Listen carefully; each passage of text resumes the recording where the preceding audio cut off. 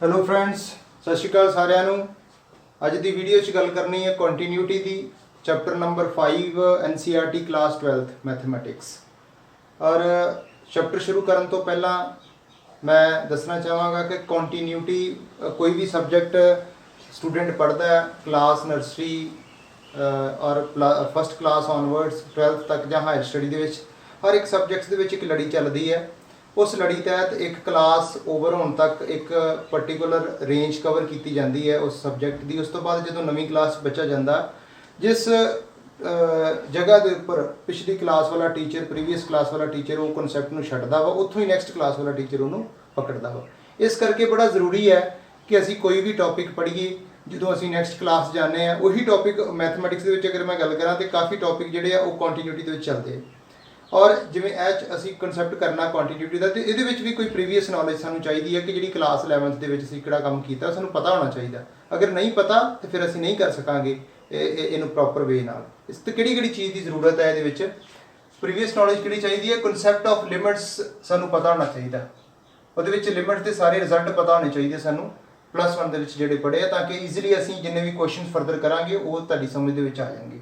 Concept of ट्रिग्नोमैट्रिक function बहुत जरूरी है। ट्रिग्नोमैट्री तो बिना कोई भी जिहड़ा टॉपिक है मोस्टली जिन्ने भी कंसैप्ट है प्लस 2 के ट्रिग्नोमैट्रिक फंक्शन डायरैक्ट भी और इनडायरैक्ट इन्वॉल्व। इस करके ट्रिग्नोमैट्रिक फंक्शन अगर रिवाइज नहीं किए तो उन्होंने कर लो चंगी तरह। Continuity of a function at a real continuity of a real function at a point, किसी एक पर्टिकुलर पॉइंट से किसी फंक्शन की असी कंटिन्यूटी चैक करनी है। उस तो पहला मैं थोड़ा जिहा जनरली दसदा कि किस कोई जो कंटिन्यूटी कंसैप्ट है, एक कंटिन्यूटी मीनस लगातार बिना ब्रेक तो, ये वर्ड अपने आप का मीनिंग क्लीयर कर रहा है। और जिन्ने भी फंक्शन असी हुण तक पढ़ते आ रहे हैं जां जिवें पॉलीनोमियल फंक्शन है, तुसी class 9th 10th they which graph draw करने तुहानूं पता किस तरह करते हैं। जिस भी फंक्शन का हर एक फंक्शन की ग्राफिकल रिप्रजेंटेशन हैगी है। जिस फंक्शन का असी ग्राफ जिहड़ा वा वो बिना पेन उठाए, इस तरह बिना पेन उठाए मैं ड्रॉ कर रहा, बिना पेन ड्राए ए मैं ग्राफ ड्रॉ कर रहे हैं, ए पैराबोला ड्रॉ कर रहे हैं, ठीक है, ए सर्कल ड्रॉ कर रहे हैं बिना पेन उठाए। अगर मैं किसी पर्टिकुलर फंक्शन का ग्राफ ड्रॉ कर रहा वा तो उस फंक्शन को असी की कह दें कि उस पर्टिकुलर इंटरवल के कंटीन्यूअस फंक्शन है। हुण उस तो अगली गल ये कि अगर किसी फंक्शन की कंटिन्यूटी असी किसी पर्टिकुलर पॉइंट पर चैक करनी है तो कि वो वास्ते सानू उहदा ग्राफ ड्रॉ करना पवेगा? नहीं, इस तरह कुछ नहीं है। जिवें तुहानूं लोअर क्लासेस दे विच टीचर दसदा कि यह दो लाइनस इंटरसैक्टिंग, यह दो लाइनस पैरलल ने, और फरदर अगर असी उन्हां दी जिहड़ी अलजेब्रिक फॉर्म हुंदी है उहदे तो ही डिसाइड करना होवे कि वो इंटरसैक्टिंग है जां पैरलल है, तो वो क्लास 10 तुहानूं याद होएगा पेयर ऑफ लीनियर इक्वेशन दे विच ते तुहानूं दस्सिया होया वा कि किस तरीके असी कोफिशिएंट्स नूं इक्वेट करके उन्हां दी रेशो नूं इक्वेट करके डिसाइड कर लैंदे आ कि जिहड़ियां लाइनस आ वो इंटरसैक्टिंग है कि पैर। उसी तरीके दे नाल साडे कोल इत्थे लिमिट दे विच रिजल्ट हैगा, असी किसी पर्टिकुलर पॉइंट के उपर फंक्शन की कंटिन्यूटी की गल कर सकते हैं, ठीक है। और वो रिजल्ट की हैगा वा कि अगर असी कंटिन्यूटी चैक करनी आ किसी एक पॉइंट सी के उपर एफ एक्स की, तो तरीका की है कि limit x approach to c f x should be equal to f of c. और प्लस 1 ਦੇ ਵਿੱਚ ਇਹ ਚੀਜ਼ ਪੜ੍ਹ ਚੁੱਕੇ ਜੇ कि अगर किसी भी फंक्शन की लिमिट फाइंड करते हैं असी तो उस वो लिमिट कदों एग्जिस्ट करती है जो left hand limit is equal to right hand limit होंगी है, तो वो लिमिट एग्जिस्ट करती है। तो चाहे तुम यह रिजल्ट यूज़ कर लो चाहे यह यूज़ कर लो, दोनों का मतलब एक ही है कि left hand limit equal to right hand limit should be equal to the value of the function at that particular point. तो उस फंक्शन को असी की कहांगे उस पर्टिकुलर पॉइंट के उपर कंटीन्यूअस। कुछ साडे कोल जिहड़े फंक्शनस हुंदे ने वो हमेशा ही कंटीन्यूअस हुंदे, जिवें पॉलीनोमियल फंक्शन। पॉलीनोमियल फंक्शन दे विच बहुत सारियां एग्जांपल्स ने, जिवें y = x, y = x + 2, y = x square, इत्थे fx भी लिखा जा सकता, जिवें fx = 2x + 5। ये सारे फंक्शन जिहड़े ने वो कंटीन्यूअस ने। y = sin x, इहदा ग्राफ तुसीं इहदे ग्राफ नाल चंगी तरह जाणो जे, मतलब इस तरीके का इहदा ग्राफ असीं बनाउणे आ, ठीक है। मैं प्रॉपर नहीं बना सकिया, तुसी सारे वाकफ हैं ये किस तरीके नाल दा ग्राफ जिहड़ा वो चलदा, ठीक है। कंटिन्यूटी दे विच बनदा बिना असी पेन नूं उठाए, पेन दी टिप नूं उठाए बिना असी ये ग्राफ ड्रॉ कर सकते हैं सारे। इन्हां नूं असी जिन्ने भी फंक्शन है उन्होंने कंटीन्यूअस फंक्शन कहने हैं। जिवें मॉड है, मॉड का याद होएगा तुहानूं किस तरीके नाल बनाउने असीं मॉड का जिहड़ा ग्राफ है वो इस तरीके का बनदा। ये भी असीं ग्राफ ड्रॉ किया बिना जिहड़ा मार्कर नूं उठाउण तो बिना मैं ड्रॉ कर लिया, इहदे विच ब्रेक नहीं आई किते भी, ते सारे फंक्शन कंटीन्यूअस है। हुण असीं अगे वधदे हां। ये असीं गल कीती सी continuity of a function at a point. हुण अगे गल करदे हां continuity of a function in the open interval A b. अगर कोई इंटरवल है ਇਹਦੇ ਵਿੱਚ अगर कंटीन्यूटी की गल करनी है, कोई फंक्शन किसी पर्टिकुलर इंटरवल ਦੇ ਵਿੱਚ कंटीन्यूअस कदों ਹੁੰਦਾ, ਇਹਦੇ ਵਿੱਚ एंड पॉइंट्स इंक्लूडेड नहीं हैगी। ਤੇ ਉਹ फंक्शन ਜਿਹੜਾ ਵਾ ਕਿਹੜਾ फंक्शन है ਜਿਹੜਾ ओपन इंटरवल ए बी ਦੇ ਉੱਪਰ कंटीन्यूअस होएगा। ਜਿਵੇਂ सपोज है कोई मेरे को फंक्शन है ए है ए बी है, अगर ये फंक्शन ए और बी नूं छड्ड के बाकी सारे पॉइंट्स के ऊपर कंटीन्यूअस है, all the points lying between A and B, अगर ये फंक्शन कंटीन्यूअस है तो इनू की कहांगे ये फंक्शन कंटीन्यूअस है ओपन इंटरवल ए बी ते। इसी तरीके नाल अगर मैं क्लोज इंटरवल की गल करदा कदों किसी फंक्शन नूं कहा जा सकता कि वो function close interval A B के ऊपर कंटीन्यूअस है, तो वो यही असीं कहांगे कि अगर कोई function open interval A B के ऊपर कंटीन्यूअस है, अगर कोई function x is equal to a के ऊपर और x is equal to b के ऊपर भी कंटीन्यूअस है, तो उस फंक्शन को कहांगे कि वो जो फंक्शन है वो क्लोज इंटरवल ए बी के ऊपर कंटीन्यूअस है। ठीक है, हुण असीं फर्दर गल करनी एक्सरसाइज 5.1 दी। ਉਹਦੇ ਵਿੱਚ कुछ बड़े सिंपल क्वेश्चन स्टार्टिंग ਦੇ ਵਿੱਚ ਦਿੱਤੇ ਹੋਏ ਆ। ਇਹ ਜਿਹੜਾ ਕੰਟੀਨਿਊਟੀ ਵਾਲਾ ਰਿਜ਼ਲਟ ਹੈ ਮੈਂ ਇੱਥੇ ਰਾਈਟ ਸਾਈਡ ਕਾਰਨਰ ਦੇ ਉੱਪਰ ਲਿਖ ਦੇਣਾ ਕਿ ਕਿਸ ਤਰੀਕੇ ਨਾਲ ਅਸੀਂ ਚੈੱਕ ਕਰਨੀ ਹੈ x approach to c fx should be equal to f of c। ਕਿਸੇ ਵੀ ਪਾਰਟਿਕੂਲਰ ਜਿਹੜਾ ਫੰਕਸ਼ਨ ਹੈ ਉਹਦੀ ਅਸੀਂ ਕੰਟੀਨਿਊਟੀ ਚੈੱਕ ਕਰਨੀ ਹੈ। ਐਕਸਰਸਾਈਜ਼ 5.1 ਜਿਹੜੀ ਆ ਉਹਦਾ ਫਸਟ ਕੁਐਸਚਨ ਜਿਹੜਾ ਉਹ ਬਹੁਤ ਈਜ਼ੀ ਆ, ਪੋਲੀਨੋਮੀਅਲ ਟਾਈਪ ਹੈ। ਮੈਂ ਦੱਸ ਵੀ ਚੁੱਕਾ ਹਾਂ ਕਿ ਪੋਲੀਨੋਮੀਅਲ क्वेश्चन नंबर 1 ਦੇ ਵਿੱਚ ਫੰਕਸ਼ਨ ਦੀ ਵੈਲਿਊ ਜਿਹੜੀ ਦਿੱਤੀ ਹੈ ਉਹ ਦਿੱਤੀ ਹੈਗੀ ਹੈ 5x - 3 ਔਰ ਅਸੀਂ ਉਹਨੂੰ ਚੈੱਕ ਕਰਨਾ ਵਾ x = 0 x = -3 x = 5 ਉੱਪਰ ਇਹਦੀ ਕੰਟੀਨਿਊਟੀ ਚੈੱਕ ਕਰਨੀ ਹੈ ਕਿ weather this given function is continuous at x = 0 x = -3 x = 5 or not। ਕੀ ਤਰੀਕਾ ਬੜਾ ਸਿੰਪਲ ਹੈ, ਲਿਮਟ ਤੁਸੀਂ ਪੜ੍ਹੀ ਹੋਈ ਹੈ, ਉਹੀ ਚੀਜ਼ ਅਸੀਂ ਜਿਹੜੀ ਆ ਉਹਨੂੰ ਅੱਗੇ ਫਰਦਰ ਲੈ ਕੇ ਜਾਣਾ। ਲਿਮਟ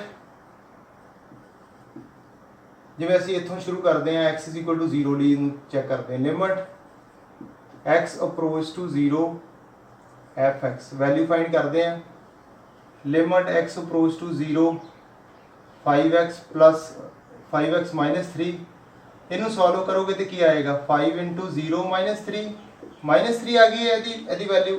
ਇਹ ਲੈਫਟ ਹੈਂਡ ਸਾਈਡ ਆ ਗਈ ਹੈ, ਰਾਈਟ ਹੈਂਡ ਸਾਈਡ ਕੀ ਹੈ c ਦੀ ਜਗ੍ਹਾ ਕੀ ਆ ਰਿਹਾ ਤੁਹਾਡੇ ਕੋਲ 0 f of 0 ਫਾਈਂਡ ਕਰਦੇ ਹਾਂ।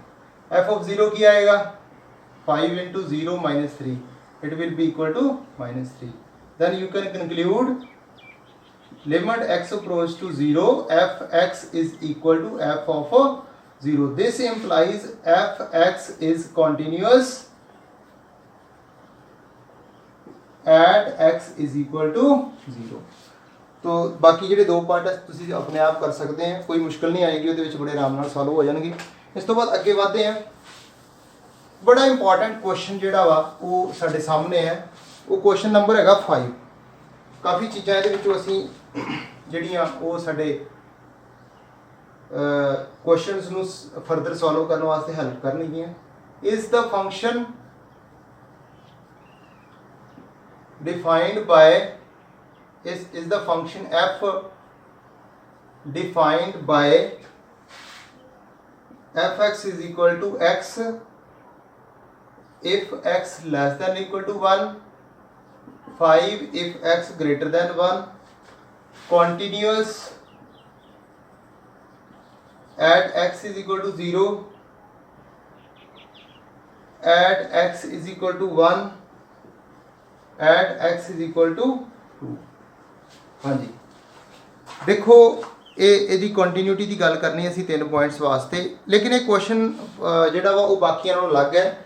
ਇਹ ਕੁਐਸਚਨ ਡਬਲ ਵੈਲਿਊਡ ਫੰਕਸ਼ਨ ਇਹਦੀ ਜਿਹੜੀ ਡੋਮੇਨ ਹੈ ਉਹਨੂੰ ਡਿਵਾਈਡ ਕਰ ਦਿੱਤਾ ਗਿਆ ਵਾ ਕਿ when x will be less than or equal to 1 function ਦੀ ਵੈਲਿਊ ਕੁਝ ਹੋਰ ਹੋਏਗੀ, greater than x greater than 1 होएगा तो फंक्शन की वैल्यू कुछ हो होगी। एक चीज़ सारे ध्यान च रख लेना कि जदों भी double valued triple valued function साढ़े के आउणगे जिन्हां च डोमेन डिवाइड की होएगी उन्होंने सारे फंक्शन के विच अगर कोई पॉइंट ऑफ डिसकॉन्टीन्यूटी आएगा तो वो पॉइंट ऑफ सैपरेशन के विचों ही आएगा।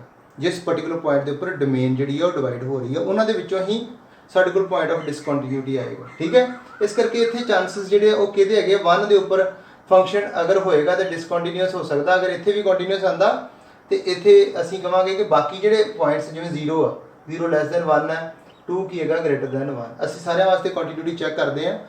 सो किस तरीके नाल असीं पहला 0 वास्ते चैक करते हैं for x is equal to 0 बड़ा सिंपल है। हुणे असीं कीता x approach to 0 F X इस 0 की है छोटा है 1 तो फंक्शन की वैल्यू की होएगी इस केस के विच फंक्शन की वैल्यू होएगी x पुट कर दो 0 तो कि इक्वल आ रहा है एफ ऑफ 0 भी तो इक्वल भी तो आ रहा है ये वास्ते जो x लैस दैन है जिन्नियां भी x दी वैल्यू 1 तो छोटियां ना सारे वास्ते फंक्शन x है इस करके 0 भी इस तो छोटी है F of 0 will be equal to 0 तो की आ गया F X is continuous at x is equal to 0।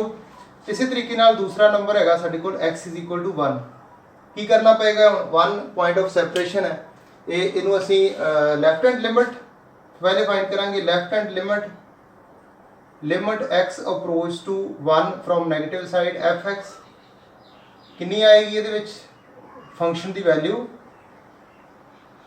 Value आएगी x वैल्यू पुट करते हैं 1 आ जाएगी right hand limit x approach to 1 from positive side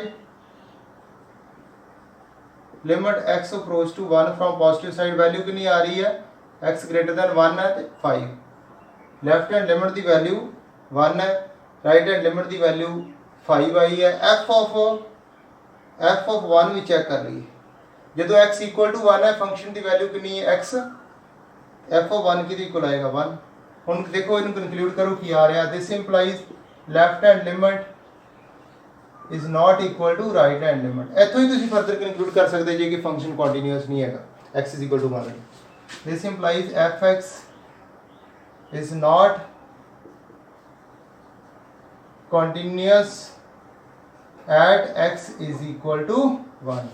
हम x इज इक्वल टू 2 ली x इज इक्वल टू 2 वास्ते की होएगा limit x approach to 2 F X limit x approach to 2 वास्ते फंक्शन कितना होएगा 5 इतने x है ही नहीं है लिमिट असी किते विच पुट करांगे दी वैल्यू 5 आ जाएगी और ये है कि इक्वल है एफ ऑफ 2 दे this implies F X is continuous at x is equal to तो इस क्वेश्चन के विच सानू पता चल गया वा कि जो 1 है वो आ गया पॉइंट ऑफ डिसकॉन्टीन्यूटी और x इज इक्वल टू जो 0 है और 2 वास्ते ये फंक्शन कॉन्टीन्यूअस हो गया। ठीक है, इन्हें देख लो।